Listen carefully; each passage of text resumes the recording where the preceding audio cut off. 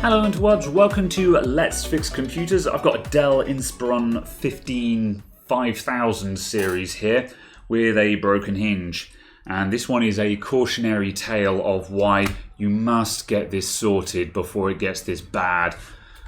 So the hinge on this one has broken clean out of the laptop and it's ripped out the Wi-Fi antennas. So this is a classic case of if the customer had gotten this dealt with when it first started becoming a problem, then it would have been a straightforward job. Now we also have to completely strip down the display assembly to replace the Wi-Fi antennas as well. So made the job twice as hard by not getting it done as soon as it started becoming an issue. It only gets worse, this problem. It only gets worse. So we're going to strip this down. I've got some new Wi-Fi antennas which look like they fit somewhere in the display hinge or something. So those should be too much of a hassle to replace. And I've got a new top case, and that has got, because basically these screw points here will all be smashed out on that point. So got to strip the laptop down, bolt it all into this. So step one is to take the whole thing apart. So let's get to it. I'm going to start by taking all the screws out the bottom. Then the keyboard will come out, then we'll take all the screws out the top and we'll split it open. Time for the fast forwardy bits.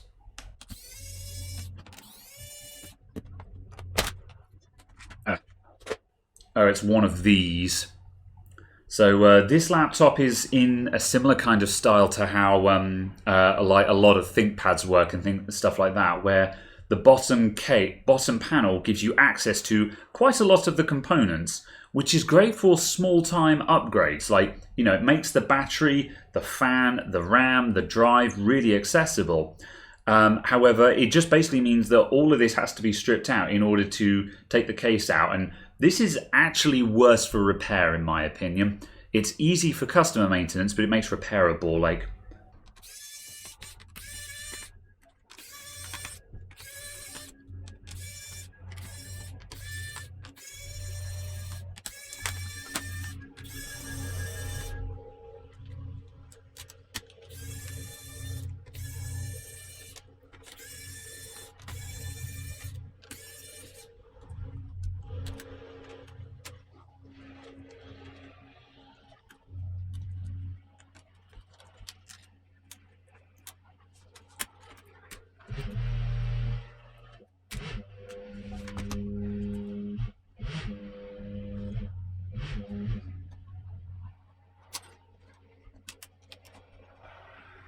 Right, and there's what looks like a storm drain cleaning truck outside just as I've started recording a video, so there may be some silent sections in this. Apologies.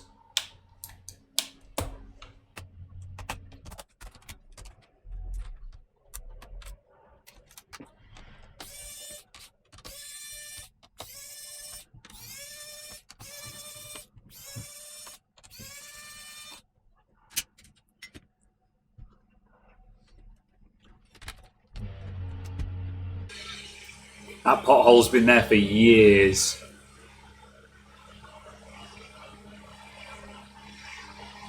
It is February at the time of recording. I'll give it 2 months before that pothole's back. And all of the tarmac or whatever they're spraying onto it will be on my doorstep. Okay, I'm going to press on with the background noise because they've moved down the road a bit. I think that they're going to come back with one of them steamroller, tamper, noisy machines. And if they do that, I will just straight up stop recording and come back to this a bit later.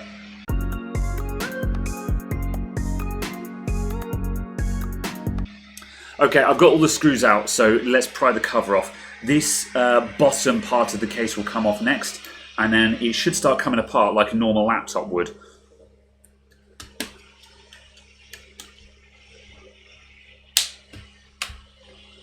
I'm going to close the screen again because I'm a bit concerned that the screen is going to fall off.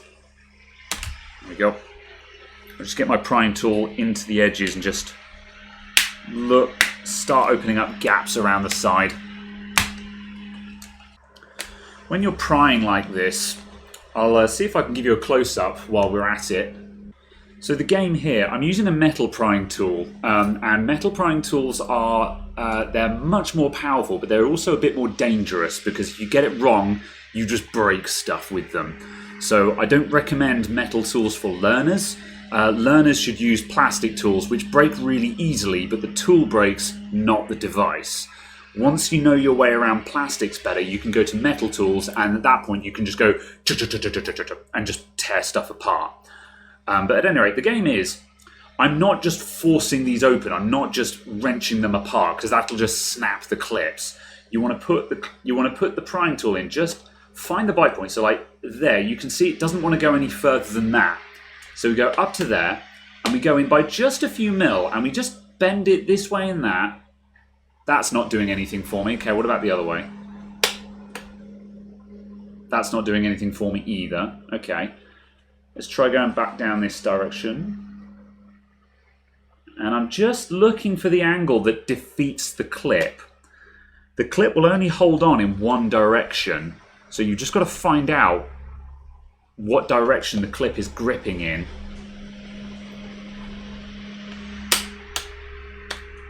Okay, I'm making no progress here. So what I'm going to do, I'm going to move on to a different section. Let's dive in up here. There we go. And then we're progressing in, and it's just popped out that one that was giving me trouble. So this is how you approach clips like this. And just remember, if you're getting stuck, move to somewhere else. Don't force it, just move somewhere else and come back to the area that you were stuck on. There we go, and we're cruising again. Right, and is that all gonna come out?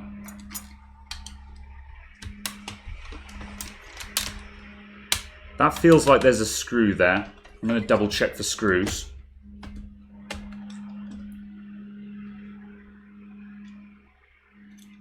Yep, I missed a screw.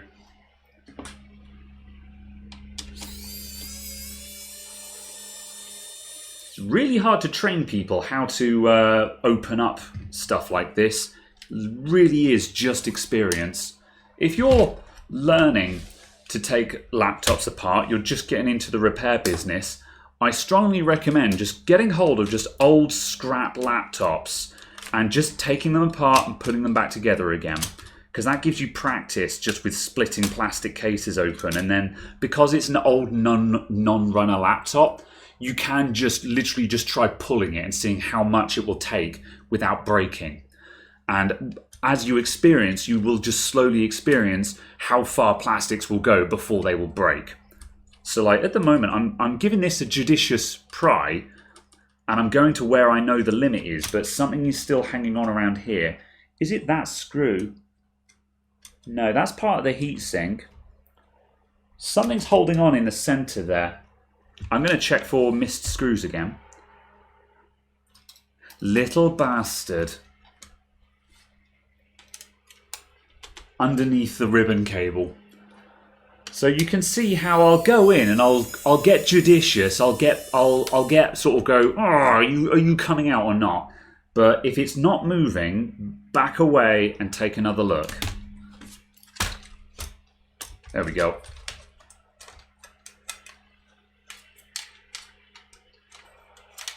Right, now we've got something that's more like another one. So it wasn't so bad to take this thing apart. There's just lots of extra screws. Cool. Right, so firstly, if we go up to this corner here, so you can see now where all of these screw holes are just broken out from the top case, because modern laptops, man, they're built like junk. Like, why? How is this amount of plastic supposed to be able to hold in a display hinge like this? That's ridiculous, but that's where we're up to these days. So yeah, we've got to undo all of that. That's been scraped to hell just by the hinge just rattling around in there. But there's no damage to the motherboard, which is good. So let's go down to the other side and take out these screws, and then we can actually remove the display assembly. Okay. I'll keep going with the display assembly because we've got to replace the antennas in this thing. So we'll get that done first while that's on the bench. So now I need to take the bezel off from this. Something that I find funny about the COVID period is the amount of laptops you see where the webcam has got bits of blue tack all around it, where it's spent its entire life with a bit of blue tack just gone across the webcam, and now suddenly everyone needs their webcam, so they've all been picking off the blue tack. In this case, it's pulled off the lens, which kind of sucks, but well, I say it's a lens, it's just a cover, not a lens, so it's fine, but something that makes me smile. As it tells a story. Pro tip though, if you need to cover up your laptop webcam, just get a little bit of electrical tape or something like that. Don't use blue tack or a plaster or something horrid. It's gross. Right, for this one, I'm gonna fingernail it, I think. Yeah, there we go. There's a lot of advantages to having fingernails when you take stuff apart.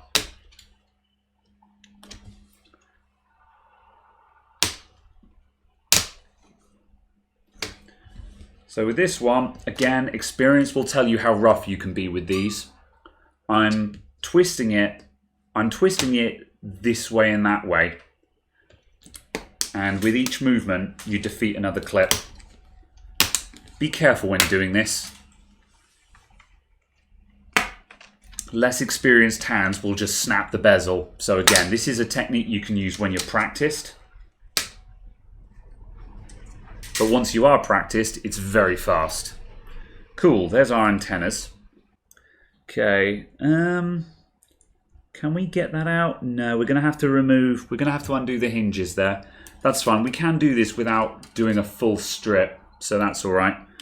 If we take these screws out, we should have just enough movement to just get the cables out from underneath there.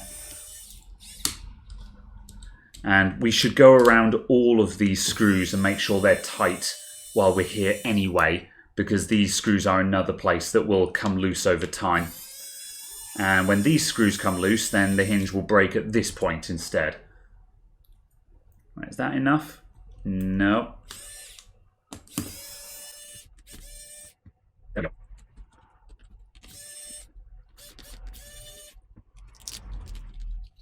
Got to be a little bit careful about the bottom of the LCD here. You can touch this, but if you abuse it, you will damage the LCD. So I don't want this to come off suddenly and break the LCD. So I'm going to go very slowly and carefully here.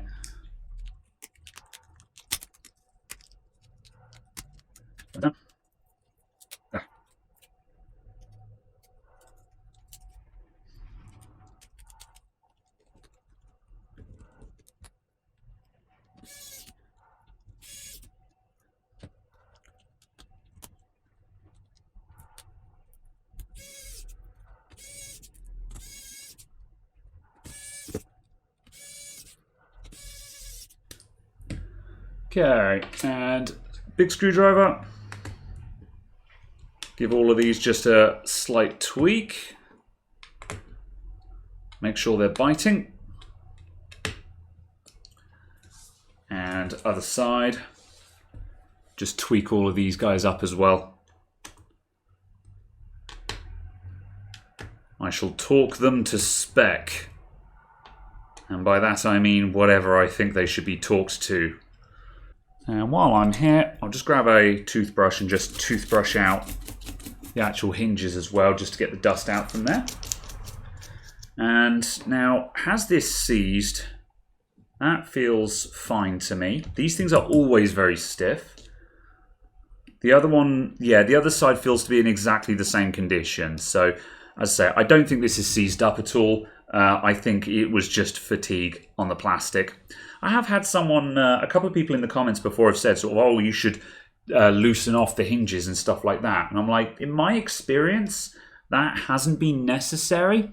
You know, I think that's a reasonable concept. And if that's something that you find works for you, then sure, go for it. You could just undo that bolt ever so slightly at the back just to make the hinge a little bit looser. But that's not something that I've ever felt is necessary. The cause of this is these screws becoming loose and working themselves out and then breaking the mounts. So, we shall give all of this a proper clean when we're finished, don't worry.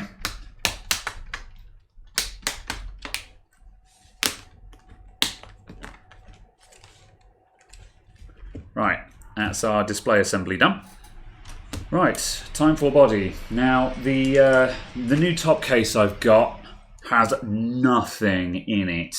No power buttons, no trackpad, nothing. So we need to do a full strip of this.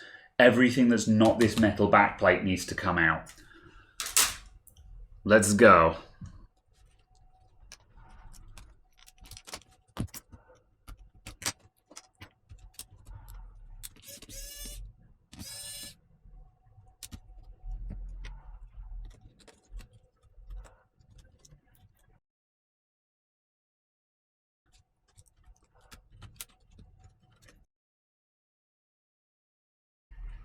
There's some tape holding in the grill at the back here that I'll take out as well. I'll see if I can reuse that.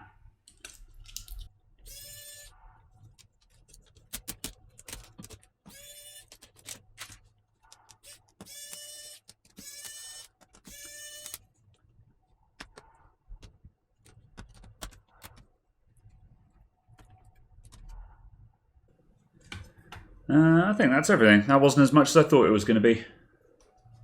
Good. Not convinced this little bit of mesh is actually worth having in the laptop. It only actually covers that little bit there. And this is the exhaust vent. So arguably this is just trapping dust on the inside of the laptop. But I'll put it there anyway. I think there's a strong argument to leave that out.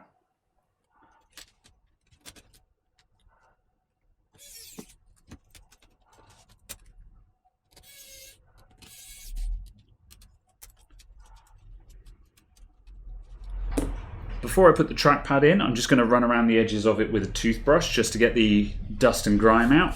And that should help just improve the tracking and accuracy, because there'll be less false input around the edges that it has to compensate for. It's alright, this one, so I don't think there's a huge amount that needs to be done there.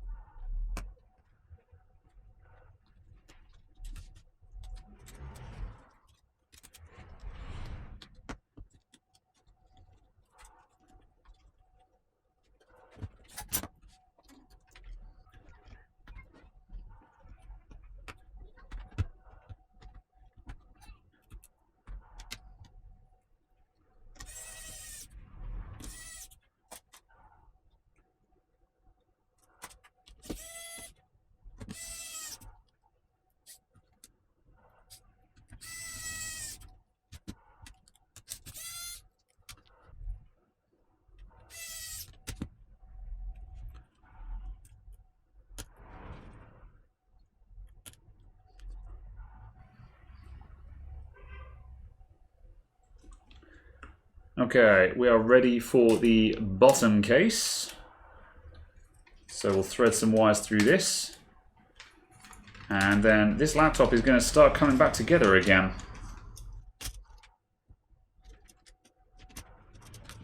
Right, I'm just making sure that there's nothing trapped anywhere. Yep, I think we're good.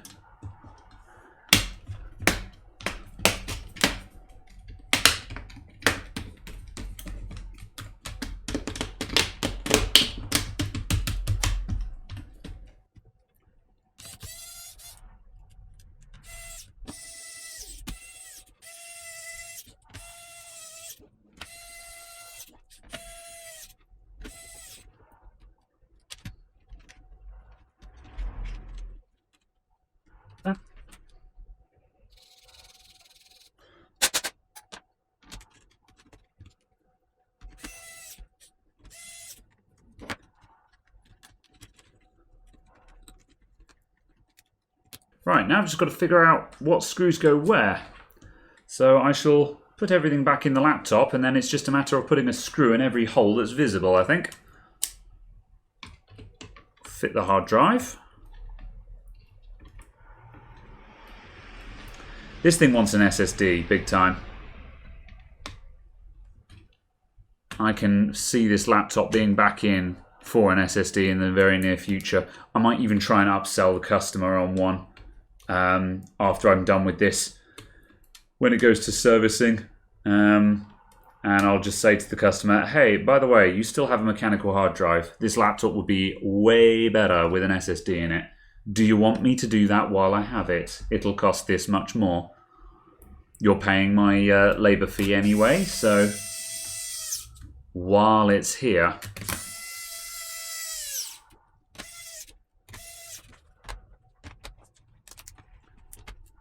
okay.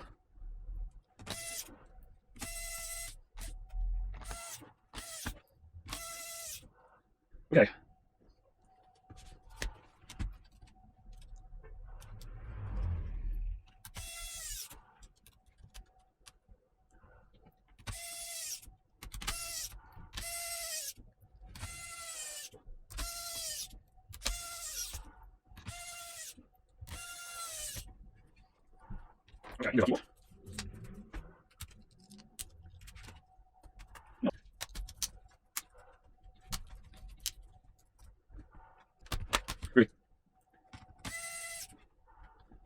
Right, and I'm missing a couple of screws because there are a couple missing from the laptop when I started.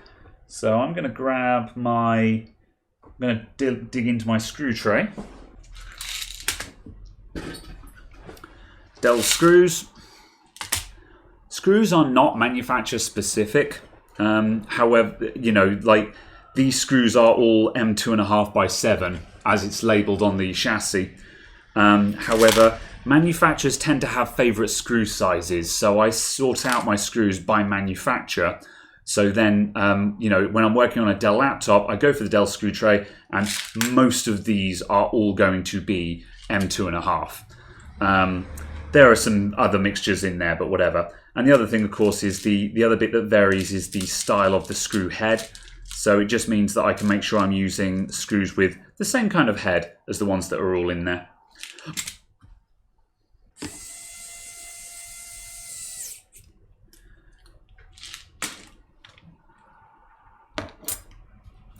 There we go.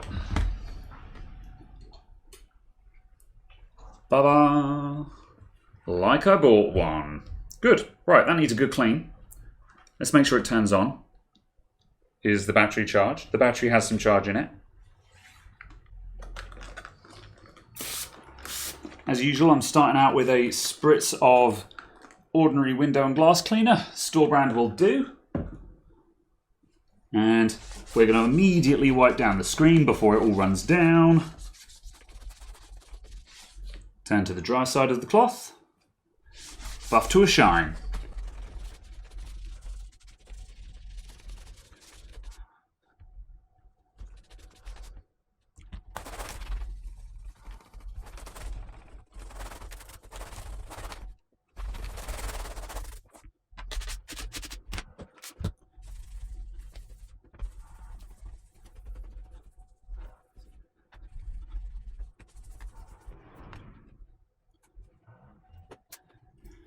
Now for Mr. Sheen, just to finish it off. As usual, we don't get this on the LCD because it will smear like hell.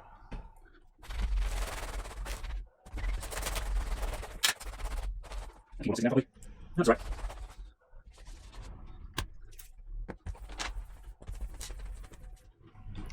There we go. And the multi-surface polish makes everything lovely and smooth, and it makes it smell nice too. Perfect. Done and done. Thank you very much for watching, everyone. I'll see you in the next video. As usual, my support links are down below for my Twitter, my Patreon, and my Discord. Ta-ta for now.